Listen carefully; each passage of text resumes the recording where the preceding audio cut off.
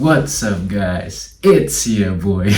Another day, another request. Let's quickly hit the comment section. At J467M5 commented, would you do another request, such as Favonius Greatsword from Genshin Impact? Bro, you know I'm into Genshin Impact shit.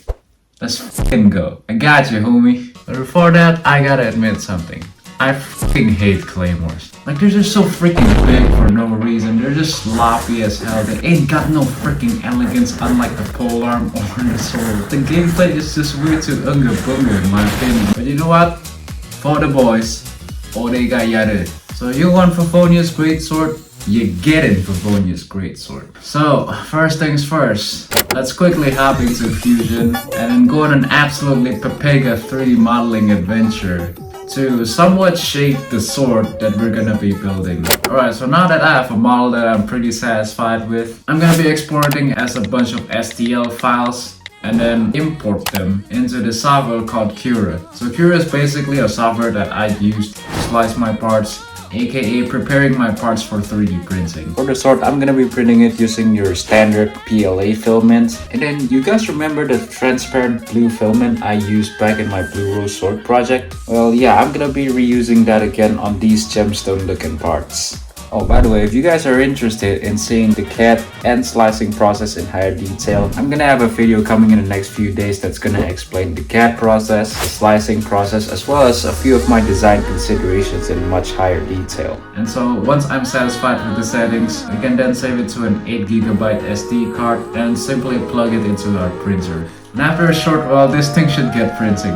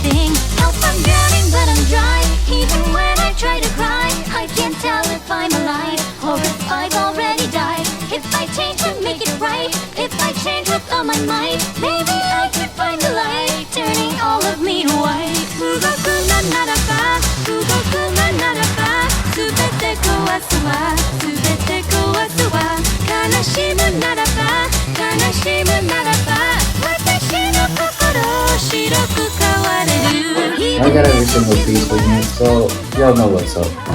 Let's get welded.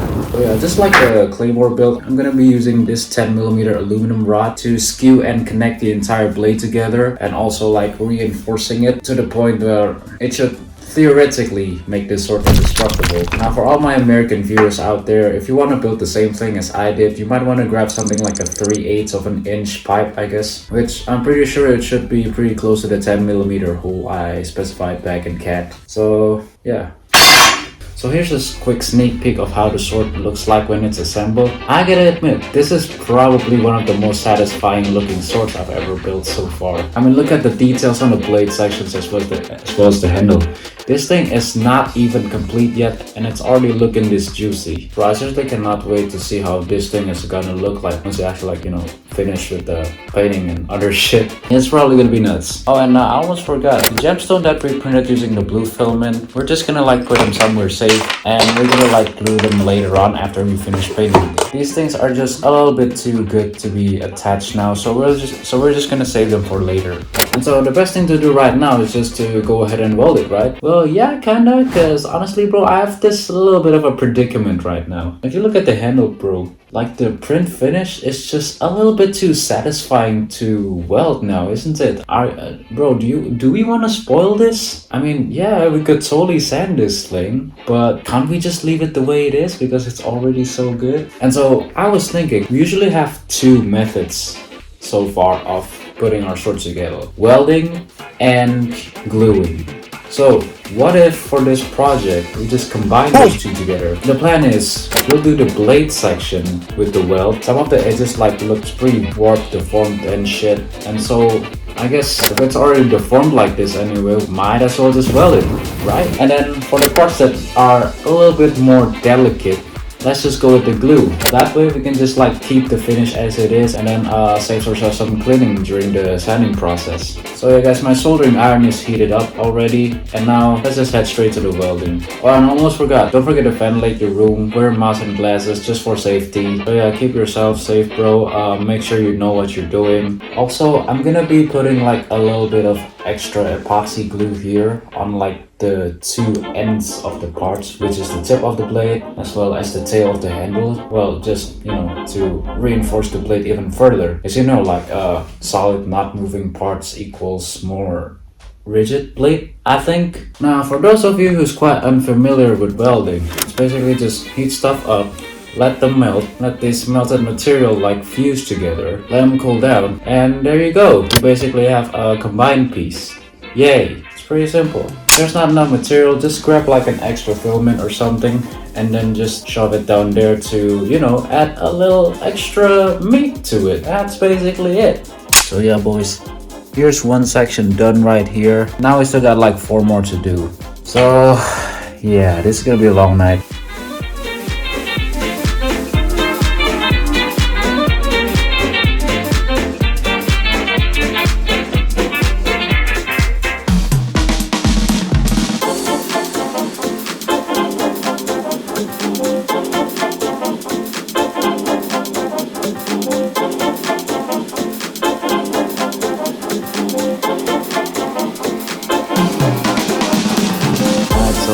Little update guys, it's about like 10 a.m. right now. I've got like the entire blade section as well as the crossguard all nicely welded up, and now just like the plan, let's just finish things off by gluing the handle using some epoxy glue. Then we can rest for the night. After that we can just leave the claymore all night and then wait for the glue to dry. By the next day I'm pretty sure that everything should be nice and solid, and we can basically move on to the next step, which is sanding. But before we actually get into the cleaning process, there's one thing I want to address. If you look at some of the bevels, they've actually like warped off the build plate, which causes them to like not exactly align perfectly straight with the others. Now obviously we can just use our sander to just like flatten it, but that would actually like reduce the specified dimensions pretty significantly, and the sword would end up looking like way smaller than we originally intended to, and we don't want that now, don't we? So I guess we're gonna have to like add a little bit of material on it. So here's my proposal. Plastic putty. You see, these things are basically just like a 2-part solution. You just gotta like mix a bunch of this gray stuff and a little bit of this pink stuff, mix them together and just apply a little bit to the area that you just want to fill in, all the shit ton of it, and there we go. We basically just like added a bit of material onto our build. Nice. So I'm pretty sure that's already every single area that I think is like lacking a bit of extra material. Now we can like get to the real business. Now I'd usually like to start things off with the hand file just to clean these ugly weld marks right here, because you know, like the hand file is probably like one of the more controllable tools out there, and I think it just really cleans up like these specific area quite nicely, because this is like a very basic tool for like flattening stuff. Back during my trade school days, this is what the teachers makes us use to flatten any parts that just absolutely has to be completely flat, you know?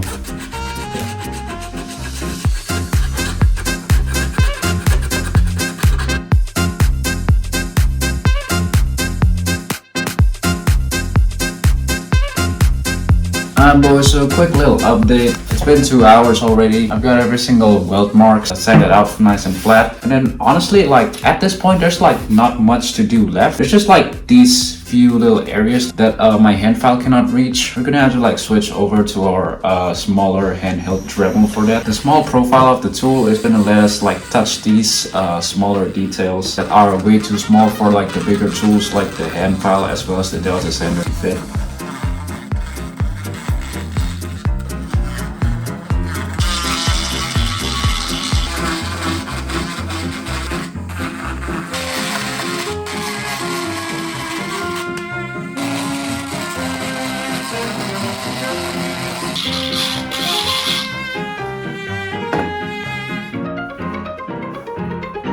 So guys, little update. I think I've gotten like the majority of the details all nicely sanded down, defined and polished. And I think that's like 90% of the sword done at this point. But I feel like I'm gonna do just one quick pass on the bevels with my delta sander. Because as you can see here, like I'm not really sure if you can notice it, but this side is a little bit more bent and wavy compared to the other side. I want to try and keep both sides as equal and as straight as possible. So yeah, hopefully I don't overcut with this thing. So here goes nothing. Safety first.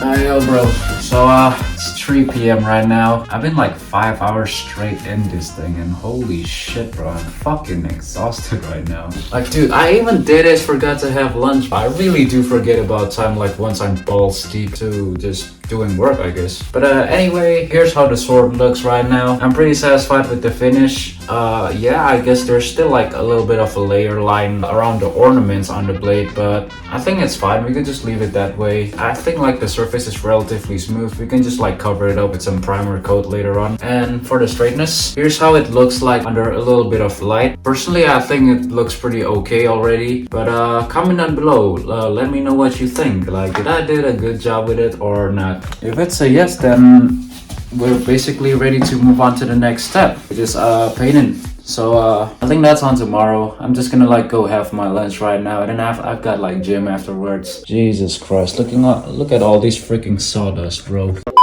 So I usually like to start the painting off with a bit of coated primer because it usually like gives this one layer of flattener, which basically helps cover up the surface better. So here's the primer that I'd usually use for most of my projects. It's written here in German, but it translates roughly to like to fill quickly. So from what I know, this primer actually has like a little bit of a filling property, which actually like if you spray a shit ton of it, it's gonna blob up and then also like fill those cavities that you might have missed during the sanding, which quite frankly I find it pretty handy though, because like the spray paint is like, in my opinion, more versatile compared to plastic putty or the melted filament. Alright boys, so I finally got the first layer of primer done, and it's about time because I'm literally out of primer right now. And now we should be good enough to move to the next colors. So here's the plan. I'm gonna start things off with the color that's gonna like cover the majority of the blade, which is black. We're gonna move on and cover the rest with silver, and then last but not least, we're gonna do gold. We're gonna start off by like painting the blade and then finish things off a little bit on the handle area. Now for the black, I prefer this bold matte tone because the diffuse reflection that this color gives makes the sword look more elegant in my opinion. And then once the paint dries,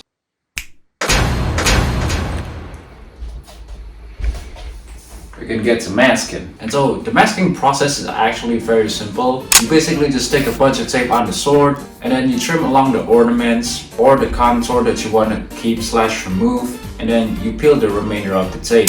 This way we can exclude the parts that we want to keep so that the exposed area is gonna get covered up by the next paint.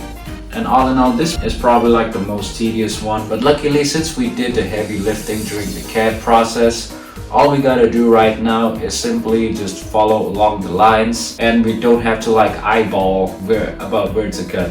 Alright boys, little update. So I'm finally done with this side right here. I've been in this shit for about like for almost 2 hours now. And I'm freaking exhausted, you know what I'm saying? This thing actually takes far more time than I thought. Well, time to start doing the other side. Time to start doing the other side. 2 hours in just for one side, and here I freaking thought this was gonna be easy. Boy, I was dead wrong. And boys, it's freaking 1 a.m. right now. I finally got both sides matched up with the tape, so you can see right here. And I guess we'll just continue with the painting tomorrow, because this is seriously a zero sanity moment, bro. Holy shit. So yeah, we'll just leave this baby here, and now I'm a fucking crash. Oh yes, me motherfucker. Alright boys, so it's the next day. I'm still pretty much trashed from last night. Like goddamn 4 hours of masking really is something else, you know what I'm saying? Right, so I guess now we can just move on with the silver paint. I would say like the heaviest, most tedious part of this paint job is basically over. Once the silver is done, we're basically only left with the gold. and that's basically only like the handle area and some of the ornaments, in which basically we're just gonna have to like cover just a little bit of the silver, and basically the remaining areas are pretty simple. We basically just gotta put tape on it. We don't need to trim it at all. It'll just be real quick.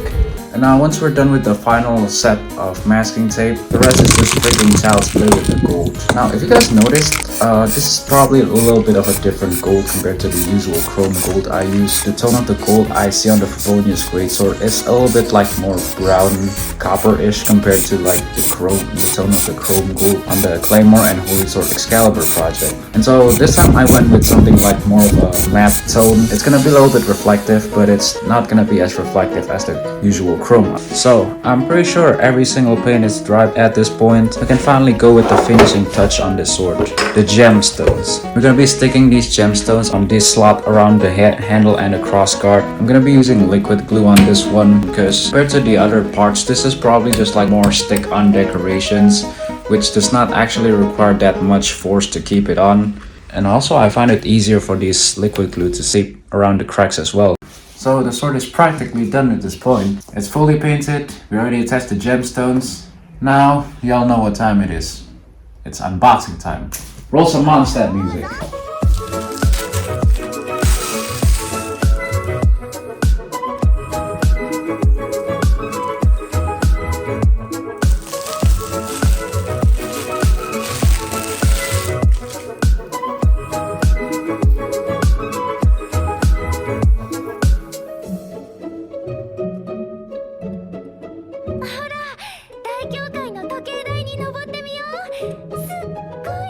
So, there it is, boys.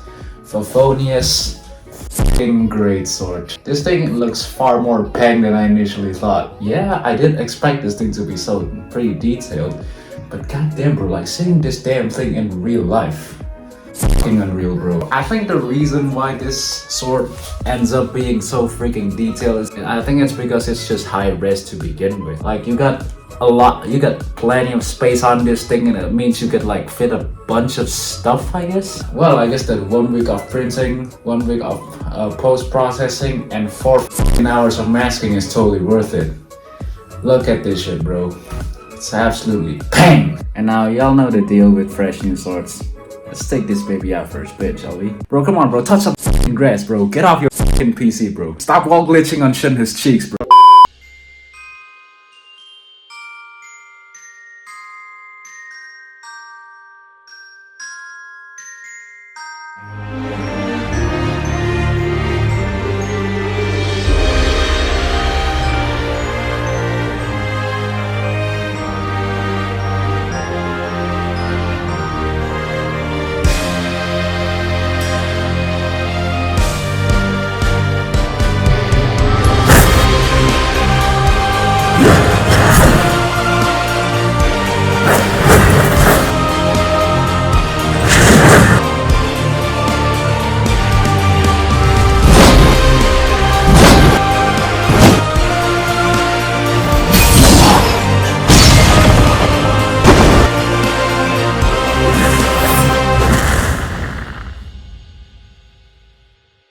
So guys, that was the Favonius Greatsword from Genshin Impact. I gotta say, this project is one hell of a ride. On one side, this should drag me through a bunch of exhausting process. The setting was insane, the masking tape was definitely nerve-wracking. But on the other side, holy shit, bro. This thing turned out pretty as hell, now doesn't it? And so, what do you guys think? Did I do a good job replicating it in real life? Or did I not? Also, I'm collecting a bunch of ideas on what to do next on my YouTube channel. So comment down below on what else you'd want me to see. I'd definitely love to hear from you. And also definitely like and subscribe if you enjoyed watching this video, or you learned something new from watching me do a bunch of random shit just to make this sword. And so I'll see you guys in my next project. Until then, say you love. Right, I'm a fucking crash. I'm tired as fuck, bro.